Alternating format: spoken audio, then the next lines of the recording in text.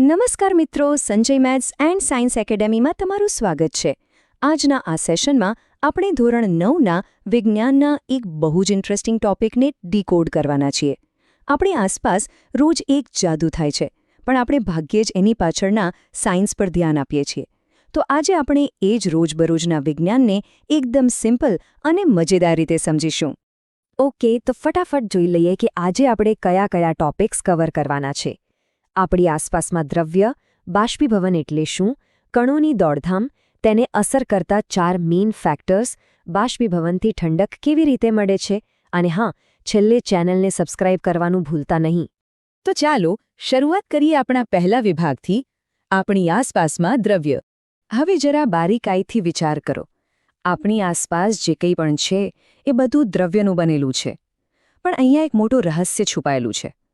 આપણે બધા જાણીએ છીએ કે પાણી 100 ડિગ્રી સેલ્સિયસ તાપમાને ઉકળે છે, રાઈટ? પણ જ્યારે આપણે ભીના કપડાં સૂકવીએ છીએ ત્યારે એ કપડામાં રહેલું પાણી ક્યારેય ઉકળતું નથી. છતાં પણ એ પાણી ગાયબ ક્યાં થઈ જાય છે? ઉકળ્યા વગર જ કપડાં કેવી રીતે સુકાઈ જાય છે? આ જ રહસ્યનો જવાબ છે આપણો બીજો વિભાગ, બાષ્પીભવન એટલે શું. સાયન્સની ભાષામાં આ પ્રોસેસનું એક ચોક્કસ નામ છે, અને એ છે બાષ્પીભવન. આમાં કોઈ પ્રેશર બદલવાની કે પાણીને ઉકાળવાની જરૂર નથી પડતી. એકદમ સરળ શબ્દોમાં કહું તો જ્યારે કોઈ પ્રવાહી ઉકળતા તાપમાને પહોંચ્યા વગર જ પોતાની મેળે વરાળ બની જાય ત્યારે એને બાષ્પીભવન કહેવાય. એટલે જ પેલા કપડામાં રહેલું પાણી ઉકળ્યા વગર જ હવામાં વરાળ બનીને ઉડી જાય છે. હવે આ પ્રોસેસ અંદરથી કેવી દેખાય છે એ જોવા માટે જઈએ વિભાગ 3માં, કણોની દોડધામ. અહીં સૌથી મજેદાર વાત એ છે કે પ્રવાહીની અંદરના કણો ક્યારેય શાંત નથી બેસતા. એ સતત હલનચલન કરતા જ હોય છે. પણ આ બધામાં સૌથી પાવરફુલ કોણ? જે સપાટી પર એટલે કે એકદમ ઉપર રહેલા છે તે કણો. આ કણો આસપાસમાંથી એક્સ્ટ્રા એનર્જી મેળવે છે. આ એનર્જી એટલી બધી હોય છે કે જાણે કોઈ ભીડમાંથી હાથ છોડાવીને ભાગી જતું હોય એમ એ બીજા કણોનું આકર્ષણ બળ તોડીને સીધા હવામાં ભાગી છૂટે છે. પણ આ કણો કેટલી ઝડપથી ભાગશે? ચાલો જોઈએ વિભાગ 4માં, અસર કરતા 4 પરિબળો. મેઇન પોઈન્ટ એ છે કે આખી પ્રક્રિયા 4 વસ્તુઓ પર ડિપેન્ડ કરે છે: સપાટીનું ક્ષેત્રફળ, તાપમાન, ભેજ અને પવનની ઝડપ. ચાલો ફટાફટ આ ચારેયને ડિટેલમાં સમજી લઈએ કે આ ગેમ કેવી રીતે કામ કરે છે. પહેલું છે સપાટીનું ક્ષેત્રફળ, એટલે કે જગ્યા. જો કપડાં વાળીને મૂકી રાખશો તો કણોને બહાર નીકળવા માટે બહુ ઓછી જગ્યા મળશે અને કપડાં ધીમે સૂકાશે. પણ જો એને દોરી પર એકદમ પહોળા કરીને ફેલાવી દેશો તો જગ્યા વધી જશે. વધુ જગ્યા મળવાથી લાખો કણો એકસાથે હવામાં મુક્ત થશે અને કપડાં જલ્દી સુકાઈ જશે. છે ને એકદમ સિમ્પલ લોજિક? બીજું ફેક્ટર છે તાપમાન, એટલે કે ટેમ્પરેચર. જેમ ગરમી વધે તેમ આ કણોને એક જાતનો બૂસ્ટ પાવર મળે છે. એમની કાઇનેટિક એનર્જી એટલે કે ગતિ ઊર્જા એટલી વધી જાય છે કે તેઓ ફટાફટ એકબીજાનું બંધન તોડીને ભાગવા લાગે છે. એટલે જ તો ઉનાળાની ગરમીમાં કપડાં ફટાફટ સુકાઈ જાય છે. ત્રીજી વસ્તુ છે હવામાં રહેલો ભેજ, એટલે કે હ્યુમિડિટી. આપણી આસપાસની હવા એક ડબ્બા જેવી છે, જેમાં અમુક લિમિટ સુધી જ વરાળ સમાઈ શકે.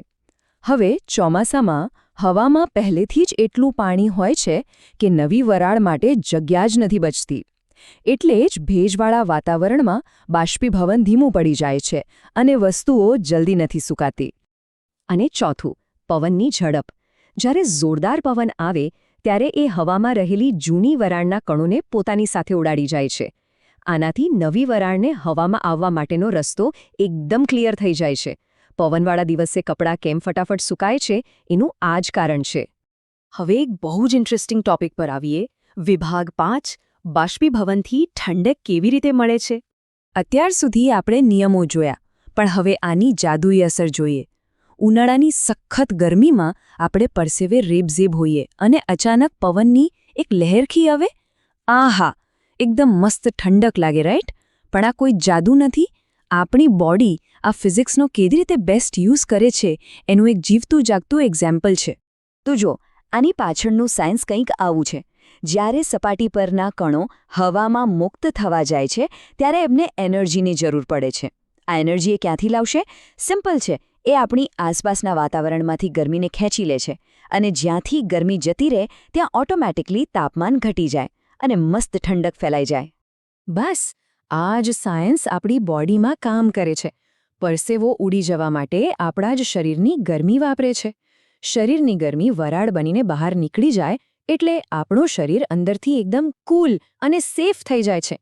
ગરમી સામે ટકી રહેવાની કુદરતની આ બેસ્ટ સિસ્ટમ છે. તો ચાલો હવે પહોંચી ગયા છીએ વિભાગ 6 પર. લાઇક, શેર અને સબસ્ક્રાઇબ. તો મિત્રો, આજે આપણે બાષ્પીભવનના સાયન્સને એકદમ ડિટેલમાં સમજ્યા. હવે એક મસ્ત કામ કરજો. તમારી આસપાસ જોજો અને વિચારજો કે ઘરમાં બીજી કઈ કઈ જગ્યાએ તમને આ બાષ્પીભવન જોવા મળે છે. અને હા, જો આ સમજૂતી ગમી હોય તો Sanjay maths and science academy ચેનલને લાઇક કરો, તમારા ફ્રેન્ડ્સ સાથે શેર કરો અને સબસ્ક્રાઇબ જરૂરથી કરજો. નવું શીખતા રહો અને સાયન્સને એન્જોય કરતા રહો. આવજો.